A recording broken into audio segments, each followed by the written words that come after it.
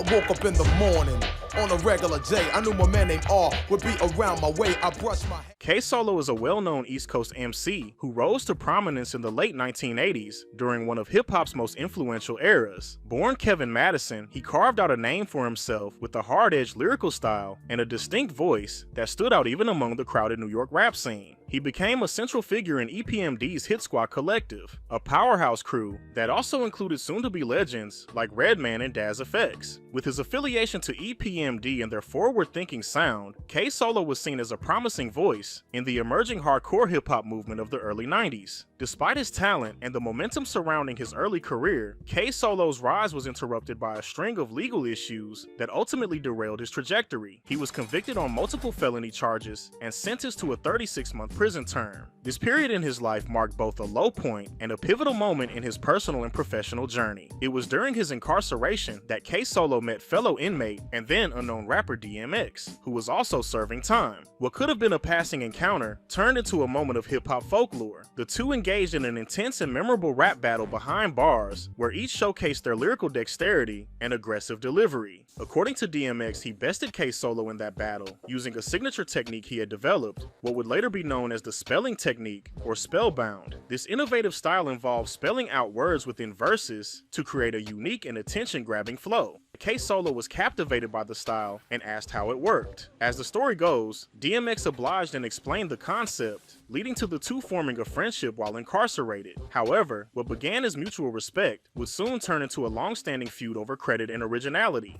After serving his sentence, K-Solo returned to music and released his debut album Tell the World My Name in 1990. The project was well received within underground circles and featured the standout track Spellbound, which prominently used the same spelling technique that had impressed him in prison. Oh, see how it S-O-U-N-D sounds? K-S-O-L-O, spellbound. Because DMX was still relatively unknown and hadn't yet released his version of the concept, many listeners and fans credited K-Solo as the originator of the style. This helped boost K-Solo's reputation, but it also sparked a bitter controversy between the two artists. Sure as I'm the DMX, the rhymes are D-O-P-E, code D-A-M-A-G-E-N-E-E-M-C-E-E, I get I. DMX, who would later explode onto the mainstream scene in the late 1990s, felt betrayed. He maintained that the spelling style was his own creation, developed long before he met K-Solo, and accused K-Solo of stealing the idea without giving proper credit. K-Solo, on the other hand, denied ever copying DMX, insisting that he had written Spellbound well before their time together in prison, a claim that further fueled the fire. The disagreement simmered throughout the mid-1990s and eventually became public. In 1998, DMX released his debut album It's Dark and Hell is Hot, a groundbreaking project that solidified his place in hip-hop history. On the album's aggressive and now classic single, Get At Me Dog, DMX took a direct shot at K-Solo, and the diss didn't go unnoticed. K-Solo eventually responded with a diss track of his own titled The Answer Back, attempting to defend his name and set the record straight. This track is definitely obscure, as it's rarely talked about. K-Solo's diss track aimed at DMX, The Answer Back, is one of the most bizarre and unorthodox diss records I've ever heard. What makes it stand out is K-Solo's wildly animated, energetic delivery and his unpredictable, sometimes chaotic flow. His vocal performance is passionate and dynamic, often shifting cadences and styles mid-verse. While this approach can be entertaining and impressive, it also makes the track feel over the top and disjointed at times, particularly when paired with the production. The beat selection on this track is strange in its own right. The song features multiple beat switches, some of which include instrumentals previously used by DMX himself. K-Solo appears to intentionally rap over X's own beats as a form of direct disrespect, using the sound of his rival's music as a weapon against him. However, his delivery often clashes with these instrumentals, creating an uneasy listening experience that lacks cohesion. Rough Rider and C-Block, he was latex like say sexual and circumcised dick straight off the top. Knock niggas like you. Lyrically, the track is both aggressive and disturbingly personal. K-Solo relentlessly attacks DMX, frequently mocking his well-known addiction struggles. The insults are brutal and graphic, particularly when he shifts from mocking DMX's crack addiction to targeting his family. One of the most shocking moments comes when K-Solo claims that DMX's mother should have had an abortion and accuses her of neglecting her son in favor of smoking crack and engaging in oral sex. I told your mom to get an abortion. The bitch wouldn't listen. She kept sucking in the living room, smoke crack in the kitchen. These lyrics cross into deeply offensive territory, clearly intended to cut deep. One of the most intriguing elements of the track is how K-Solo incorporates the spellbound style, the same spelling-based rhyme technique at the center of his feud with DMX. At one point in the song, K-Solo spells out violent threats against DMX, flipping the technique into a twisted weapon. And F-U-C-K-Y-O-U. When I see you, you going to ICU. He also directly addresses the long-standing rumor that DMX was the original creator of the spellbound style, firmly denying the accusation. The most disturbing and controversial part of the song comes when K-Solo accuses DMX of being sexually assaulted in prison, alleging that he witnessed the act himself. The vivid nature of his description, including specific references to DMX's pleas and the anatomy of the assailants, borders on surreal and grotesque. See if the fans still feel the same about you when they found out you got and butt by 7 inmates right in my face. Despite the intense nature of the diss, DMX never released a direct response track. However, their feud would continue for years. One of the most notable moments occurred during a Hot 97 interview where DMX publicly disrespected K-Solo, denied that K-Solo ever wrote Spellbound, and even challenged him to a physical fight. Let me hit you with a little. See, I wrote Spellbound as a rhyme, but that's like, yo, this could be a style. Peep it. I fight, son. I get my scrap on. It's nothing. It's nothing. If you listening right now, nigga, I duff you out straight up. I duff you out, son. It's straight out, 1-on-1, no ring, in the garage. I will duff you out, son. You know how old school it is to say that. K-Solo accepted the challenge and dismissed DMX as a crackhead, implying that a fight would be an easy win. Yo, DMX, man, you talking all that shit, man. When I see you, man, I hope you sign that paper, man, so we can do this shit official, man. Because if I was at PC, you should be signing that paper real fast. When I see you, man, yo, me and you gotta be, we definitely gonna dance, man. Talking stupid, man. That shit gonna get you in trouble, man. The nigga smokes crack. Wow. Fuck, you know what I'm saying? Ooh. Yeah, wow. I can't wait till he signs the fucking paper so we can find out and get this shit squared away. Ooh. Wow. Coming to a theater near you, cage near you. You heard it here first. Talking about he can fight. We're gonna see if he can. We're gonna see if the nigga can fight.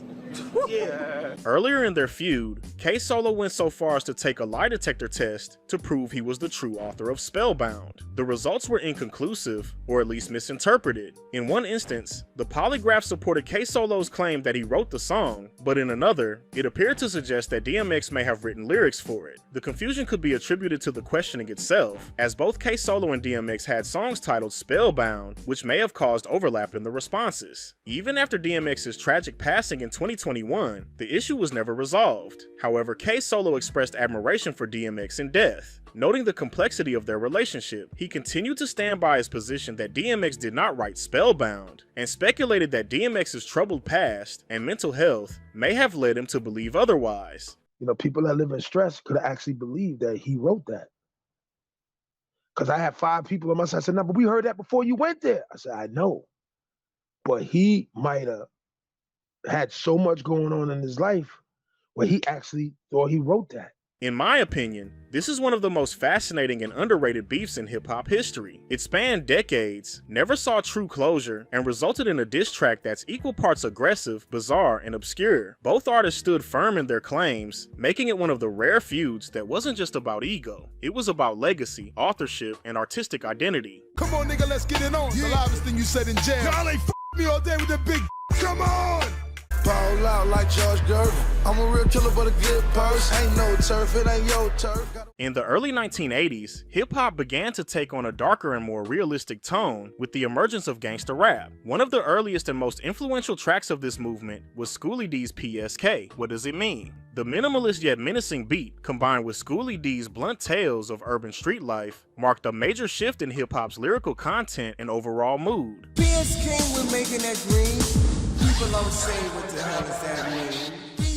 Artists like Ice-T and NWA expanded on this sound, bringing national attention to the harsh realities of inner-city life, particularly in places like South Central Los Angeles. Their raw commentary made gangsta rap not just a subgenre, but a social document. In the 1990s, gangsta rap had evolved regionally. The South added its own flavor, with groups like UGK, 8-Ball, and MJG, and 3 6 Mafia rapping about drug dealing, poverty, and violence from their perspective. Unlike the West Coast polished G-Funk or the East Coast Coast boom bap, Southern rap was often darker, more atmospheric, and deeply tied to the local drug economy, particularly the trap house, a term used to describe a drug-selling location. This Southern evolution gave birth to a new subgenre, trap music. Trap music is sonically characterized by heavy 808 drums, frantic hi-hats, snappy snares, and ominous synthesizers. Lyrically, it explores life in the trap, the hustle, the dangers, the highs and lows of living off drug money, and navigating street politics. Three names are widely credited as founding fathers of trap: T.I., often dubbed the King of the South, Young Jeezy, known for his Snowman brand and gritty realism, and Gucci Mane, the East Atlanta rebel who embodied the rawness of the streets. T.I. was one of the first to actually use the term trap in a commercial rap setting.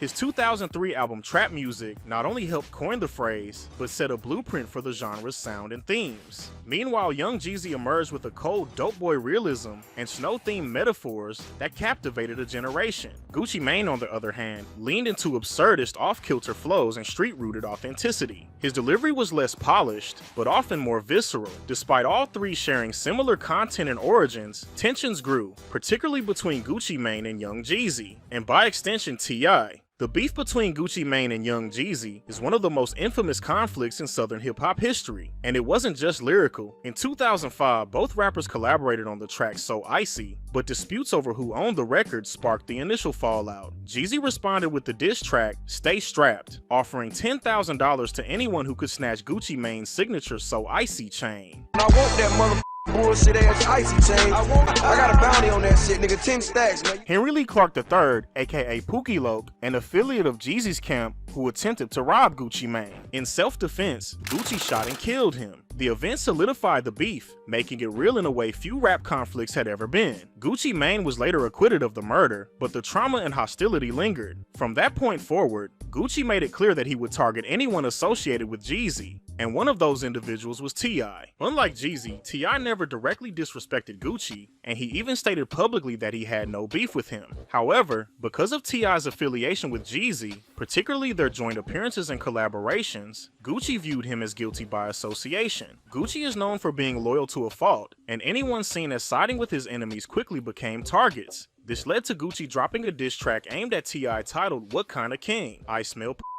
This track is an often overlooked but significant moment in the timeline of Southern rap beefs. Gucci's diss track towards T.I. is surprisingly effective, not just because of its content, but because of how catchy and charismatic it is. The production features a classic trap instrumental built on addictive 808s and layered percussion, making it easy to replay even if you're not focused on the lyrics. One of the strongest elements of this track is Gucci's flow. It's animated and full of personality, which helps him stand out even when delivering disses. His delivery carries a somewhat lighthearted mocking tone, almost as if he's toying with his opponent, yet the disrespect is still heavy throughout. It gives the impression that Gucci doesn't truly hate T.I., but he's more than willing to clown him for the sake of reputation and pride. A key theme of the song revolves around T.I.'s self-proclaimed title as the King of the South. Gucci challenges that idea by asking, "What kind of king does the things you do?" From there, he proceeds to assassinate T.I.'s character in several creative ways. Gucci clowns T.I. for wearing leather pants at a summer birthday bash, calling it out as something no real street king would wear. What kind of king do the birthday bash in the middle of the summer with some leather pants? He also mocks T.I. for frequently wearing suits, which Gucci sees as performative and not representative of someone from the trenches. Gucci disrespects T.I. further by calling out his alleged romantic links with a woman he describes as being with everyone in the industry, casting doubt on T.I.'s taste and judgment. What kind of nigga ski in a slut bitch that every rapper hits so everybody? There's also a claim that T.I. tried to instigate a beef with Gucci, then backed down and apologized on national TV, a moment Gucci uses to portray him as inauthentic. Gucci insists he's more active in Atlanta than T.I., who he claims prefers safer, cleaner areas, while Gucci remains in the hood, reinforcing his own street credibility. Bitch, nigga, I be on Bankhead more than you do. One of the most clever lines on the track is when Gucci references T.I.'s T.I. vs. T.I.P. album, which explored the duality of T.I.'s personality, the mature businessman versus the street-savvy hustler. Gucci flips this concept by calling him a schizophrenic with split personalities, and follows it up with the line,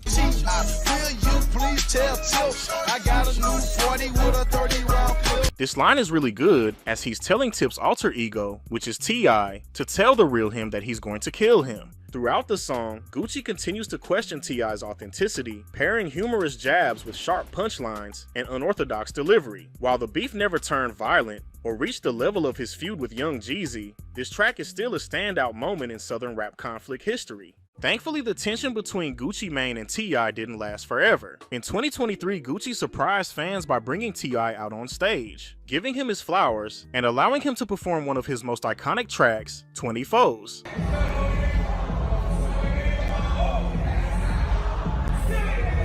This gesture effectively ended the beef. According to Gucci's DJ, Gucci never had a deep issue with T.I. personally. He was actually a fan of his music. The real problem was T.I.'s alliance with Young Jeezy, who Gucci had a serious and violent history with. King liked the fact that Jeezy and Tip was with each other, you know what I'm saying?